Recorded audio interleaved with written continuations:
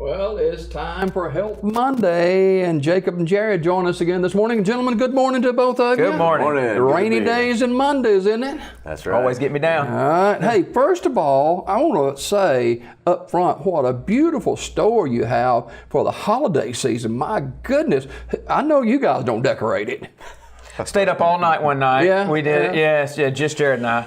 Now, we have a gift manager named Beth Crawford. My mother still comes in and helps her with that, and a few other employees we have, and they do a tremendous job up front. It makes our store look like we know what we're doing. Yeah, and then they get to y'all, right? Yeah, and then they make it to the back where we don't. But now our store looks great. Our Christmas business has picked up tremendously. There's a lot of gift items in there. So before we get into health stuff, we'll take that plug there. The store is looking good and have a lot of great Christmas items. And I encourage people to come out because I always encourage people to shop local every chance they get anyway. Absolutely. And Jared, you guys have got a full staff there too. It's not just one or two people at that store.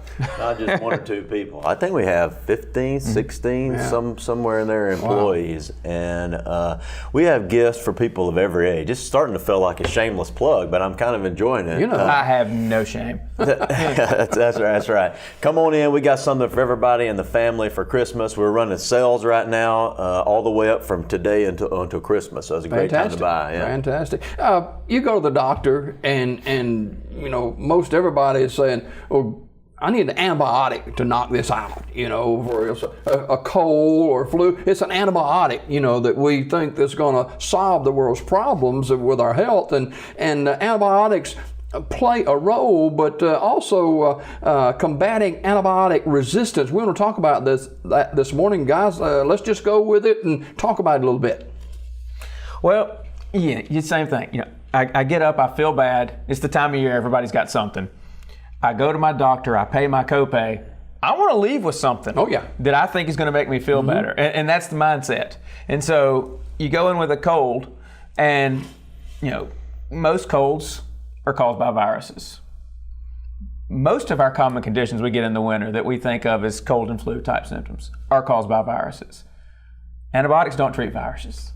But we want an antibiotic from our doctor, and we're not going to feel happy until we get one. Yeah, wait a minute. Jared? Well, for example, as Jacob's already said, colds are caused by viruses. The flu is a virus.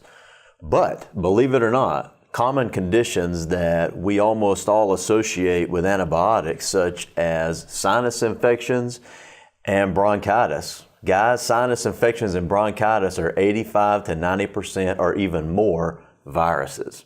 And yet we all think, I've had this for a few days, I'm having trouble. Got to get that Z-Pack or some other throw antibiotic. My pin in it. You just ruined everything you ever thought. Some other antibiotic to knock it out, and so that's just not the case. Sometimes, so the question may be, well, why is it that when I get a sinus infection, I take this Z-Pack, I begin to feel better? Well, it could be all kinds of reasons for that, but honestly, most likely what it is it's time for you to get better anyway. Mm-hmm. We can build up an antibiotic resistance, and how do we combat that, Jacob? A couple of different ways. The first is what we've been talking about. Let's not take antibiotics when we don't need them, because even when taken properly for the right reasons, over time, you know, germs adapt and evolve, bacteria do, and they can build resistance to the antibiotics we can give. So we have to keep inventing new ones and coming up with new ways to make them more effective. However, it's not just not taking them when you need them. It's when you get them and need them, take them properly. It's, if you're supposed to take it for 10 days, don't quit at 5 because you feel better. It's don't miss doses. It's don't try to save some for the next time you get sick or to give to your spouse, friend, neighbor, cousin, sister, pastor.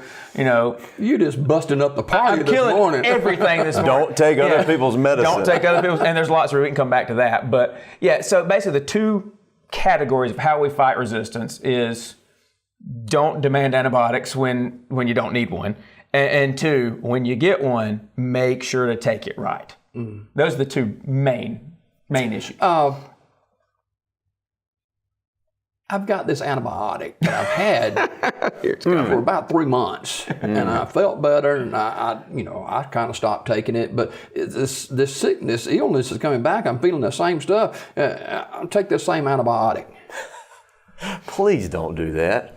One of the things that we get into trouble with when we take an antibiotic, not finish it, first of all, Jacob's already addressed that. You've got to finish it to adequately kill the bacteria so that they will not return in a much greater force, basically.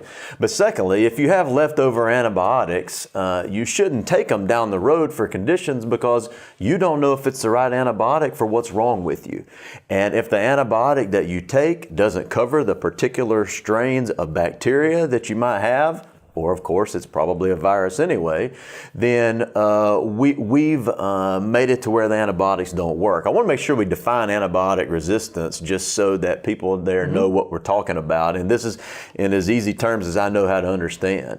We overuse antibiotics or misuse antibiotics, and the bugs or the bacteria themselves find a way to change and adapt so that the next time we take those antibiotics, it won't kill that bacteria. You can imagine what a big problem this is. And there are a number of types of skin infections, particularly you guys may have heard of MRSA. It's a particular kind of strep infection of the skin that is very, very resistant to certain kinds of antibiotics. And what that means is that we have to move on to very, very high-powered antibiotics that are very high dollars, some of which can only be administered IV. Or if those don't work, we got to depend on the drug companies to develop new ones. So for all of our sakes, we need the antibiotics that we have to work. And for the antibiotics that we have to work, we've got to use them appropriately. Jacob, it sounds like that even though antibiotics seem to be a simple drug to use if used properly, it can become a real complex issue if we don't know a whole lot about what we're doing and what we're using. Well, and I mentioned, first I'll have to make fun of Jared for something. Jared talked about MRSA and said it was a type of strep infection, so I want to make fun of him. It's a staph infection. That's what he said. So to all those out there who actually know, he's not as dumb as he looks. He just got my ass confused. I'm nervous. He's doing TV lights. He's doing the best he can do. But back to something I mentioned earlier is the reason this misuse is so bad, and so. You've built up resistance. First of all, let me say something that one of our professors told us when I was in pharmacy school, and it's blatantly obvious if you think about it, but he wants us all to think of it and understand it.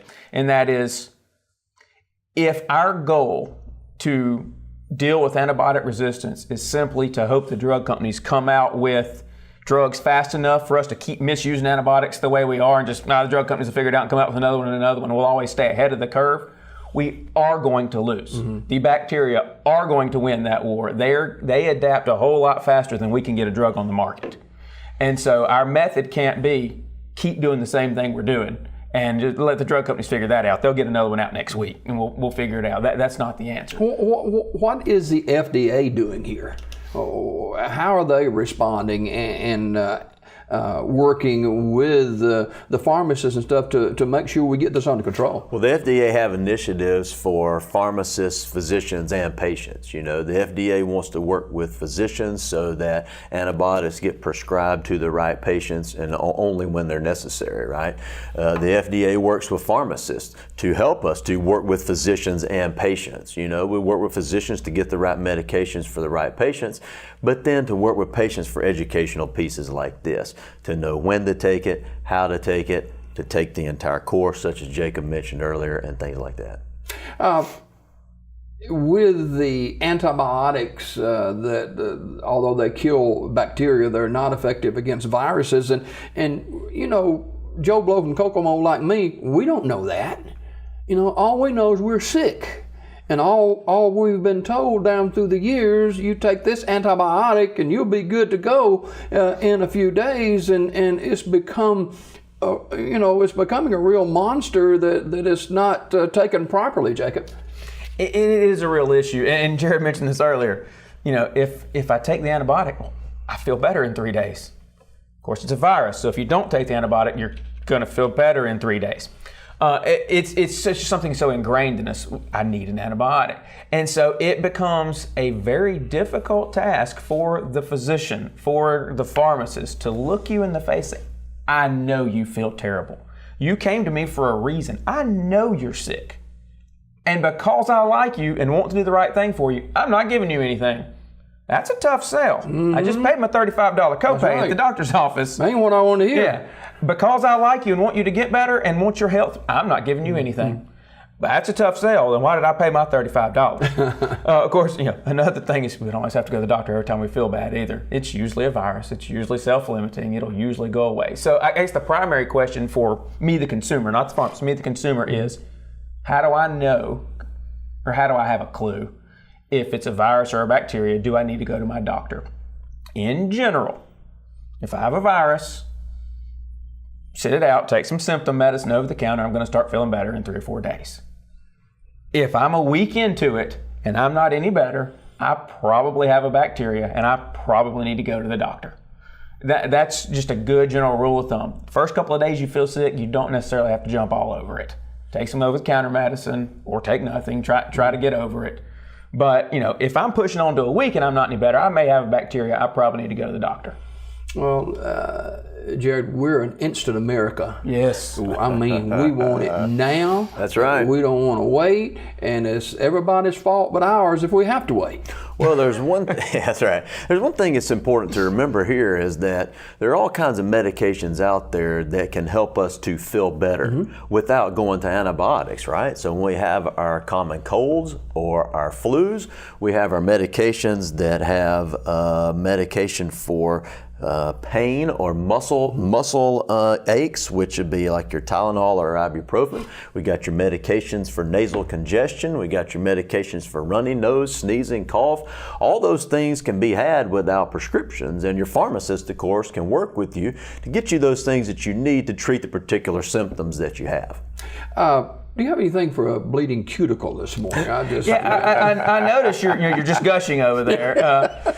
Jacob's going to do surgery on that when we get done. I brought my scalpel, and so we will operate in the next segment. Finally, this morning, guys, we've got just a couple more minutes, and whether it's antibiotics or whatever medication it may be, the importance of taking that medication properly. Oh, sure. Well, it's easy to not. If you're, again, I think you used the term Joe Blow from Kokomo. If you're that guy, whatever his name happens to be, here are the things that honestly you don't think about. So let's stick with antibiotics. So I've got an antibiotic at my house, and I was supposed to take it for 10 days, and I took it for 5 because that's what everybody does. And I saved the other 5 days for a rainy day. And so either my infection comes back, and this time it comes back with bacteria that aren't going to be treated by that antibiotic, or my sister-in-law needs it. Well, now there's problems. First of all, we don't know what's wrong with your sister-in-law unless Joe Blow from Kokomo got his MD that week. We don't know let's say she has bacteria and she does need an antibiotic. We don't know what bacteria she has. Joe Blow doesn't. We don't know all the medication she takes, and if there's an interaction with that particular antibiotic. We don't know if she might be allergic to that particular antibiotic. There's all kinds of things that go into, and even if all that works out, we still don't have enough days of antibiotic left. It should have been 10 days the first time. 30 seconds, how do they get more information on this? Well, call in Marble City Pharmacy for sure. MarbleCityPharmacy.com is our website, but you can call and get Jacob or I anytime. 256-245-4446. All right, thank you guys for both being with us this morning, and Merry Christmas to you. And of course, this is a busy time of the year for you guys. Very much. It's a good thing. I do want to mention very quickly about if someone needs to just talk to you personally, you can do that too. Absolutely. We have a little consultation booth. We also have a completely private room. If somebody wants to talk, that's what we do. I don't count pills, I talk. All right. Thank you guys for being with us this morning. We've got more Daybreak, another half hour to go. This is Health Monday with Jared and Jacob from Marble City Pharmacy. More Daybreak right after this.